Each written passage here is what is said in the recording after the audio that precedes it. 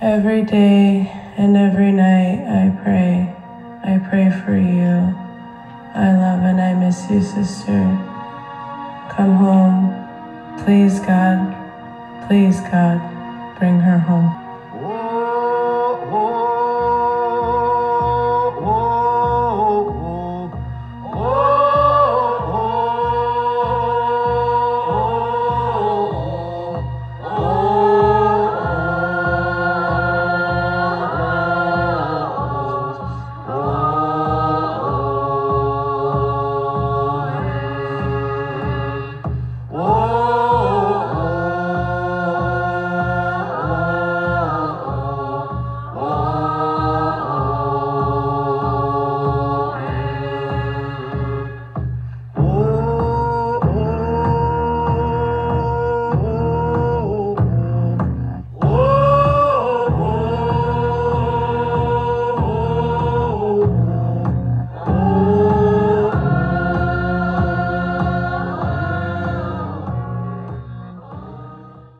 Aloha, j'espère que vous allez bien.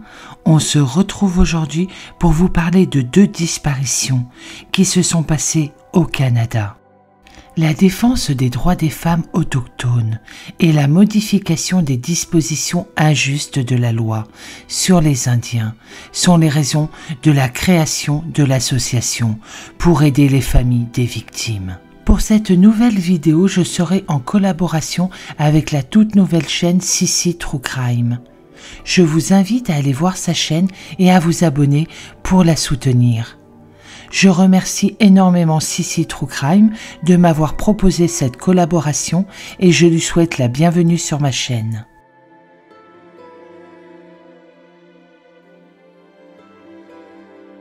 Bonjour et bienvenue. Je remercie Cana Disparition pour me permettre de faire cette vidéo en sa compagnie. Aujourd'hui, nous souhaitons vous parler d'un sujet tragique qui concerne la disparition de milliers de femmes autochtones des États-Unis et du Canada. Des milliers de jeunes femmes disparaissent au cours des années et la police ne prend pas la peine de les rechercher activement ni de mettre à jour les informations concernant leur dossier. Les familles de ces jeunes femmes restent sans réponse et avec leurs tourments. Souvent, elles n'ont pas les moyens de faire avancer la procédure judiciaire et de rechercher leurs filles, leurs sœurs, leurs épouses, leurs mères. Et ce sont donc des personnes comme vous et moi qui prennent la peine de recenser les informations dont on dispose les concernant dans un site internet. Lorsque j'ai cherché des informations sur la jeune femme dont le cas me préoccupe aujourd'hui, j'ai trouvé un site internet recensant des milliers de prénoms et de noms de jeunes femmes. Et ce site internet avait entré des informations concernant leur âge, leur origine, comment elles avaient disparu ou comment elles avaient été tuées. Et je me suis dit qu'il y en avait vraiment des milliers et des milliers. Et j'ai pensé aux familles qui restaient sans réponse concernant leurs chers disparus. Aujourd'hui, je vais vous parler de l'histoire de Sharon Baron, une jeune femme de 27 ans qui a été retrouvée morte dans son appartement à Dorval, un quartier de Montréal. La jeune femme était issue d'une communauté inuite du nord du Québec et était venue à Montréal dans l'espoir d'avoir une vie meilleure. Or, malheureusement, elle avait sombré dans l'industrie du sexe et avait connu une fin tragique. Alors que Cana vous parle de Siassi Tulogak, je vais donc vous parler du cas de Sharon Baron. Sharon Baron est retrouvée morte dans son appartement de Dorval en août 2018, un quartier de la ville de Montréal. La police qui vient investiguer sur les lieux estime que la mort de Sharon remonte à 2 jours auparavant. Et donc, il classe aussitôt la mort de Sharon en suicide parce qu'elle a été retrouvée pendue avec un câble d'alimentation de son ordinateur. Et donc, la police ne considère pas cette mort comme suspecte, mais préfère la classer aussitôt en suicide.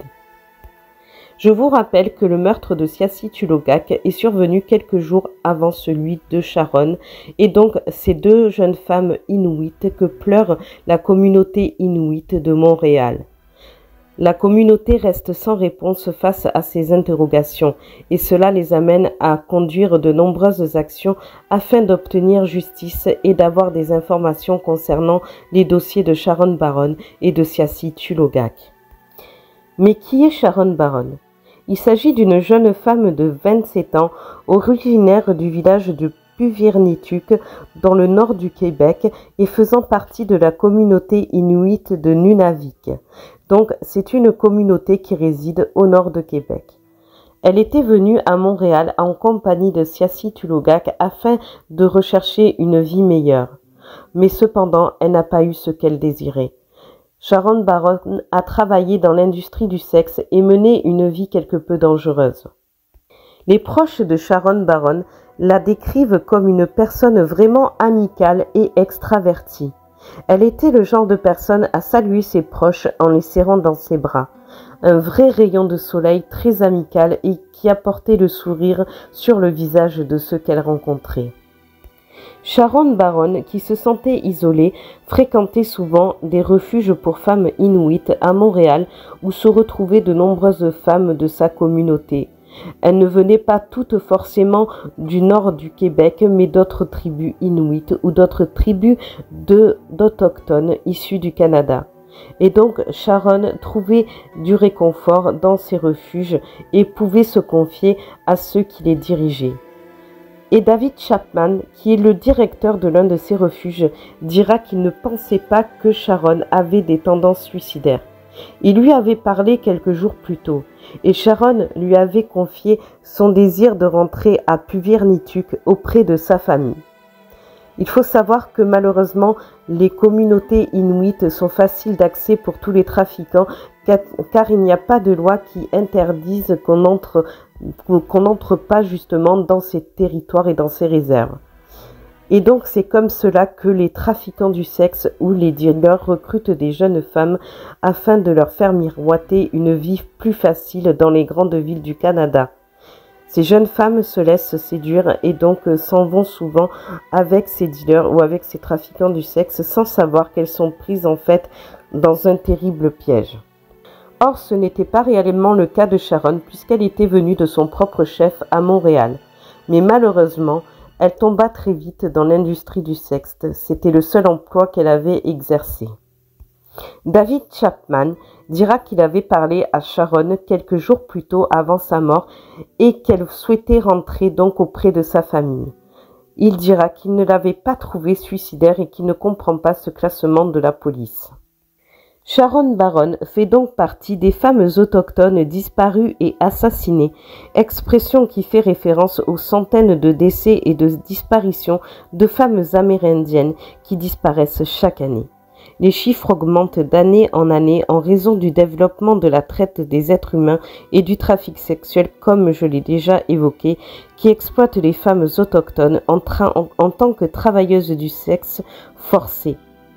Les trafiquants ciblent activement les communautés tribales parce qu'ils ont plus de chances malheureusement de ne pas être pris ou poursuivis par le système juridique qui permet donc à ces trafiquants de se rendre vraiment, comme je viens de vous le dire, jusque dans les réserves amérindiennes.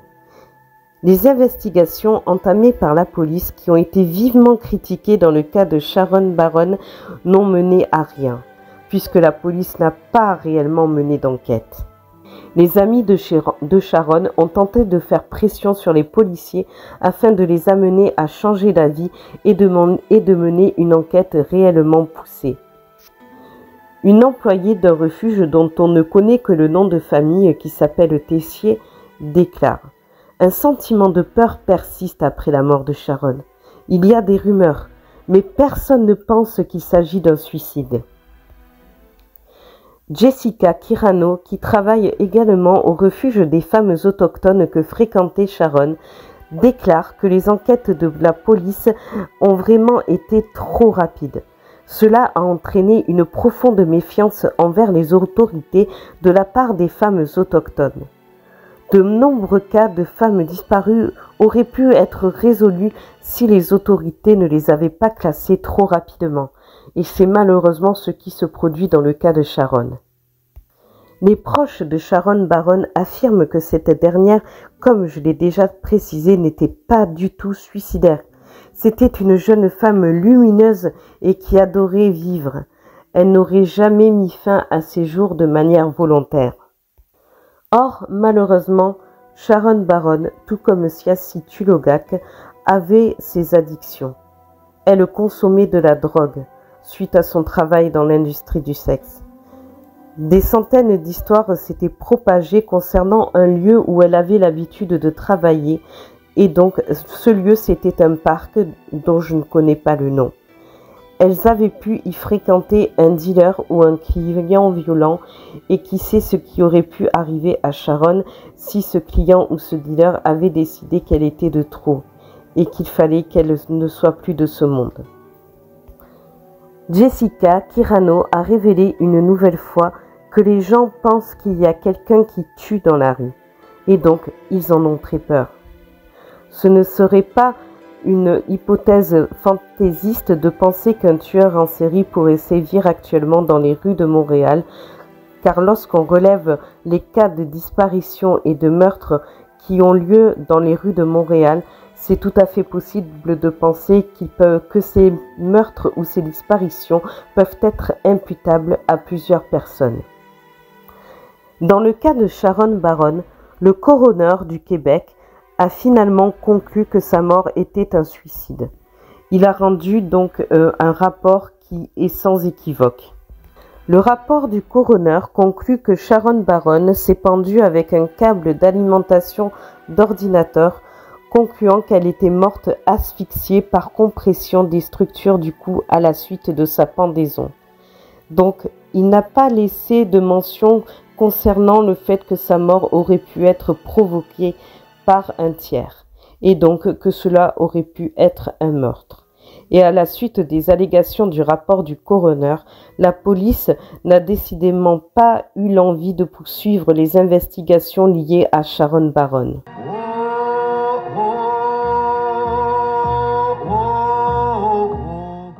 L'histoire tragique d'aujourd'hui se passe à l'aube d'une belle journée de la fin du mois d'août 2017. Nous sommes à Montréal, au Canada, et l'été tire déjà à sa fin en ce 29 août. Mais, malgré la douceur des derniers rayons du soleil qui baignent la ville, un terrible drame a eu lieu. Et ce drame humain, un parmi d'autres, va mettre en lumière toute la difficulté de cohabitation du peuple autochtone inuit. Relégué au nord du pays, souvent dans les régions froides et hostiles, loin des grands centres urbains et du travail, parqués dans des réserves quelquefois contre leur gré, et surtout contre leur volonté et leur culture inuite. C'est un problème déjà ancien, mais qui n'avance guère vers une solution négociée et acceptable par les deux parties.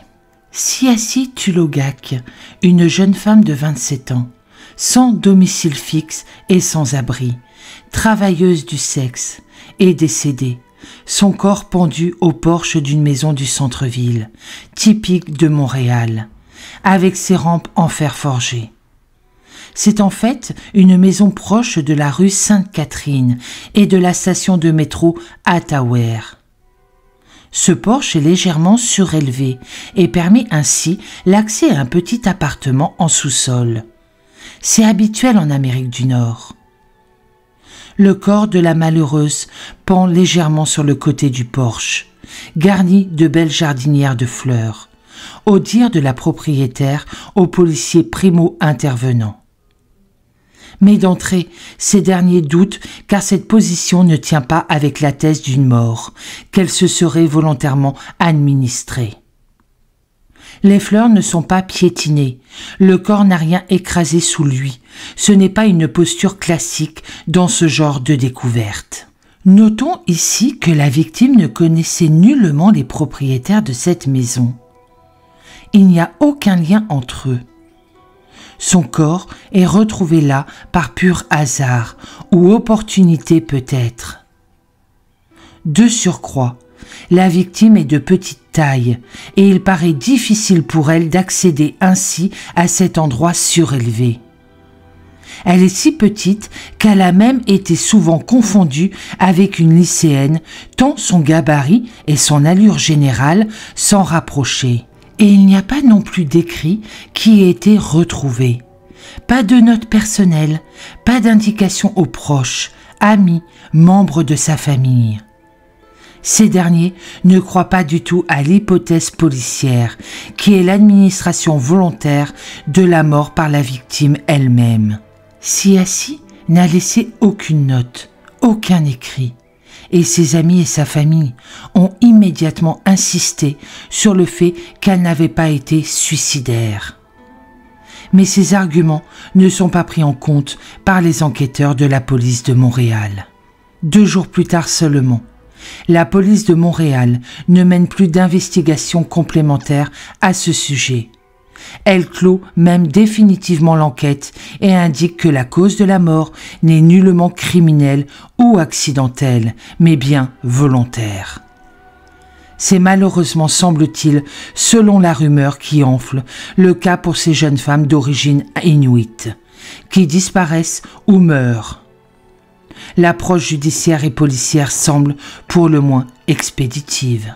Mais 2 semaines plus tard, le mari du couple où le corps a été retrouvé réfléchit toujours aux circonstances de ce drame. Il a été choqué et n'a pas compris ce qui était arrivé et pourquoi c'est arrivé chez eux. Il a un doute sur la véracité des faits. Et après réflexion, son épouse partage ses doutes. Pour eux, c'est du moins l'hypothèse qu'ils défendent. La pauvre victime n'est pas décédée ici, mais y a été amenée. Et finalement, la rumeur enflant toujours plus, la police de Montréal est bien obligée de rouvrir ce dossier, 15 jours seulement après la découverte du corps de Siassi. Mais aucune information ne filtrera de ces investigations complémentaires. L'enquête est en cours, dit-on, du côté des autorités policières. On ne communique pas. La question reste néanmoins posée. Les premiers enquêteurs ont-ils péché par excès de confiance? Sur place, ont-ils négligé une piste, un indice, une information? Est-ce une façon d'enquêter qui est délibérée et si c'était oui, ce serait grave? On sait assez peu de choses sur la jeune victime. Originellement, son prénom est Jessie, mais il a été transcrit en langue inuktitut ou inuit typique de l'Est canadien. Originaire de la ville de Puvirnituk, dans le comté de Nunavik, la partie inuite la plus au nord du pays. Elle était hyperactive, parlait beaucoup, blaguait tout autant. On la savait très proche de sa sœur. En 2017, elle veut tenter sa chance à Montréal et veut aussi y retrouver sa sœur qu'elle a perdue de vue. Avec un petit ami, elle loue un appartement au quartier du Plateau. Les Inuits de Nunavik vont régulièrement à Montréal, que ce soit pour des soins de santé, pour la culture ou toute autre activité. Certains s'y plaisent et tentent d'y rester, préférant la douceur, toute relative cependant, de la grande ville aux rigueurs du Grand Nord. Ils s'adaptent tant bien que mal, souvent mal d'ailleurs. Dans les années 80, leur sort et leur histoire avaient touché des habitants de la ville et des chercheurs ont mené des travaux de recherche à ce sujet. Ils avaient clairement été expatriés, parqués dans des réserves, scolarisés de force, contraints à un autre mode de vie que celui qui était le leur depuis leurs ancêtres. Et puis, le temps passant, l'intérêt est vite retombé. Les jeunes générations inuites ont moins la côte. Ils sont déracinés, désocialisés, sans emploi, sans projet ni objectif dans la vie.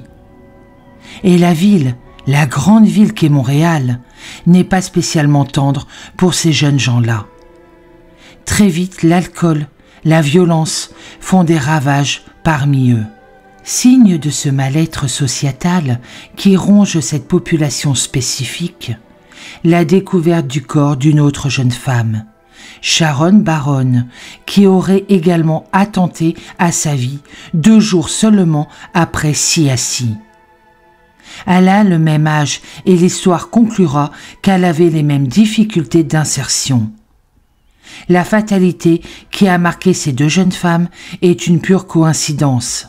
Elles ne se connaissaient quasiment pas. Une directrice d'un lycée de la ville, Ka'il Roné, approchera Siassi, tentera de discuter avec elle. Elle essayera de l'aider même si, consciente des difficultés à franchir, elle restait foncièrement sortée pessimiste. Car Siassi ne se confie pas ou très peu. Un voile de pudeur, de fierté aussi, l'enveloppe en permanence. Elle élude toujours les questions, répond en monosyllabes ou en petites phrases courtes et très générales. Il y a, à Montréal, un endroit où les Inuits délocalisés se retrouvent tous. C'est le parc des Cabot Square, à l'angle des rues Atwater et Sainte-Catherine. Là où ils fument, discutent, boivent, souvent dans leur parler inuktitut. Et c'est là, sans doute, que Siassi pensait retrouver la trace de sa sœur.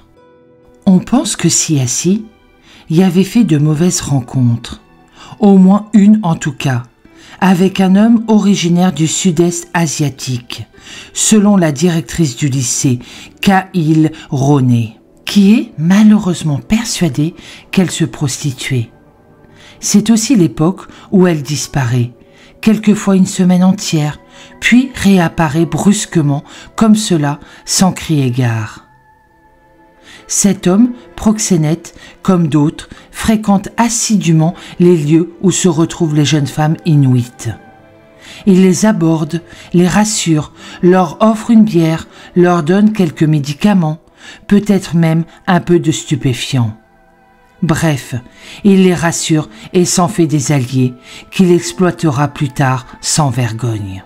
Sans doute l'engrenage fatal s'est-il ainsi refermé sur Siassi, comme sur d'autres jeunes femmes avant elle. Elle doit rembourser, dont elle se prostitue et pour cela devient addicte aux stupéfiants et surtout au crack. Et le seul qui, ici à Montréal, ait du crack abordable ou à crédit, c'est le proxénète. La boucle est ainsi refermée et étanche. Car les femmes appâtées changent vite, et comme si un malheur ne suffisait pas, la violence s'insinue dans ces relations déjà compliquées. L'enquête sur les dernières heures de la vie de Siassi permettront de reconstituer son itinéraire du soir. Elle commence à fréquenter les amis de Cabot Square, qui la sentent contrariée. Fortement contrariée, même diront certains d'entre eux. Elle ira ensuite dans un bar de la rue Sainte-Catherine. Elle connaît bien ce bar pour s'y rendre souvent, mais toujours en coup de vent. Mais là, au dire même du barman, elle s'attarde plus que de raison, pleure par moments, mais ne se confie pas vraiment. Plus tard dans la soirée, un homme est entré dans le bar et discute avec la jeune femme. Cette dernière semblait le connaître. Elle s'est raidie en le voyant, mais ils sont finalement partis ensemble vers 2 heures du matin. Personne jamais n'a demandé une copie des 6 caméras de vidéosurveillance de l'établissement. Cela, pourtant, aurait judicieusement pu aider les enquêteurs de la police de Montréal. Plus tard dans la nuit, la jeune femme passera 2 heures dans un crack house, connu dans la rue du Fort. Là, tout le monde consomme de la drogue et surtout du crack, ce poison addictif mortel. Il est alors 2h30 du matin et c'est sans doute la dernière information fiable et sûre qu'on ait de la victime. Après cela, de rencontre en rencontre, de sexe en stupéfiant, on ne sait rien de précis. On a parlé d'une tentative d'agression qui se serait déroulée dans une petite ruelle où la police serait intervenue, mais ce n'est pas clair et pas confirmé. Car à ce stade de l'enquête, on sent bien que la jeune femme a été victime d'un proxénète. Fragile psychologiquement, affaiblie, sans ressources ni domicile en ville, elles sont des proies faciles pour ce genre d'individus sans scrupules. Les discussions autour de Cabot Square en identifient clairement 2 ou 3, noms d'origine inuite. La police de Montréal, arguant de la difficulté à résoudre ce genre d'enquête spécifique, préfère jouer la carte de la prévention. L'officier de liaison auprès des populations autochtones essaie d'empêcher toutes les jeunes filles et femmes inuites de tomber dans ces pièges. Mais quand c'est fait, malheureusement, il ne peut pas grand-chose. Fatalité quand tu nous tiens. 3 semaines après le décès de Siassi, son ami proxénète hante encore les lieux où son corps a été découvert. Sur son téléphone, il écoute en boucle une chanson du rappeur Kodak Black qui lui rappelle bien des souvenirs. Il ne comprend pas la disparition de son ami Siassi et semble visiblement avoir des regrets. Il aimerait revenir en arrière du temps du vivant de Siassi. Car c'est évident, même s'il profitait d'elle, et largement, il était aussi amoureux d'elle. La nuit du drame, il dit avoir été à proximité immédiate de la petite ruelle, avoir entendu des cris et s'être sauvé à l'intervention d'un équipage de police. Pour lui, ce sera son hypothèse. La jeune femme a alors été tuée, volontairement ou par accident. Ça, il ne le sait pas. Et son corps a été déplacé là où il a été trouvé, avec cette horrible mise en scène. C'était juste une femme inuite, rappelle-t-il. Quelques initiatives spontanées et locales ont été mises en œuvre par des bénévoles et des associations canadiennes, comme la distribution des kits sanitaires aux jeunes travailleuses. Mais c'est une goutte d'eau dans un océan de problèmes où seul le côté législatif et une vraie volonté politique peuvent changer durablement la donne. On estime à au moins plusieurs centaines, certaines associations parlent même de milliers, les jeunes femmes inuites disparues ou assassinées au Canada ces 20 dernières années. Mais il n'y a pas vraiment d'inventaire de ces cas morbides, ni suivi des populations. On est dans le flou le plus total. Peut-être ce flou arrange-t-il tout le monde. Le Premier ministre actuel, Justin Trudeau, semble vouloir en faire une priorité nationale. Et une ministre aux relations avec les populations autochtones a été nommée. Mais entre la volonté officielle, ouvertement affichée, et la réalité du terrain, il y a encore un trop grand fossé. Comme pour illustrer ce malaise, il est exact aussi que les travails policiers et judiciaires dans de telles affaires n'est pas simple et n'est pas non plus facilité par leur environnement. On ne connaît pas suffisamment ces jeunes femmes. Pour l'immense majorité d'entre elles, elles sont sans domicile fixe, ou alors allant d'étape précaire en étape précaire, sans amis, sans école, sans lien social et culturel, sans soins souvent, sans attache quelquefois. Leur passé n'existe pas et elles n'ont pas d'avenir tracé. Une tentative de retour aux sources de ces jeunes femmes a bien été tentée et encouragée. Mais c'est encore laborieux et compliqué, beaucoup trop administratif pour des gens perdus. Alors la vie de chacun, ici au Nord Canada, continue presque comme avant, avec ses errements et ses drames. Le silence tue. J'espère que tout cela un jour changera. Pour ma part, je vous souhaite une très bonne journée. Je vous dis à bientôt dans une prochaine vidéo et surtout prenez soin de vous.